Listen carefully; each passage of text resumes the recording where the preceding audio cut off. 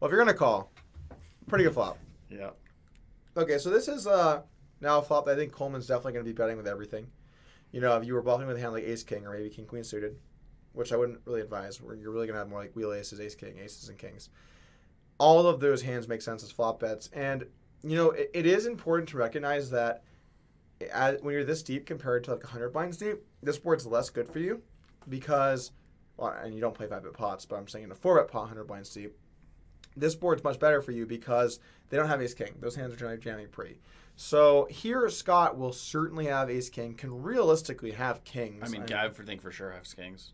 Kings, I would not expect him to have nines, but I'm wrong. So has nines. Yeah. So there's certainly some hands that, you know, are completely nutted here, and he can also just have ace-king, right? So this is not nearly as favorable as a board. However, because your range is so strong, this is a spot you're going to be betting either way. It's kind of a weird spot for Coleman because, like, yeah, he needs to bet sort of everything. But, you know, other than ace-king, which he blocks, there's not a whole lot out there to get value from. And, yeah, I think the threat of kings is like a real, like, if like I'm thinking, like, what does Scott do with kings? I think every time he raises and then calls the 5-bet. So. All right, well, I still think kicking off with the flop bet's fine. What do you think about 50 cash? Perfect.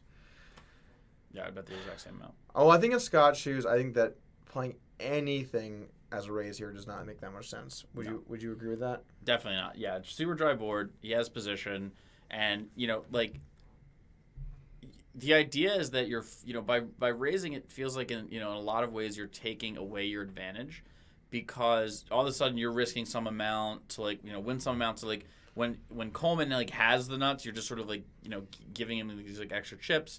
And you know, it's like this, you're not doing such a great job of like stealing with nothing when like he has nothing, and there's all kinds of weird removal problems. So, you know, I think by calling, what you end up doing is you force Coleman to navigate the turn of the river with, again, deeper stacks in a balanced way.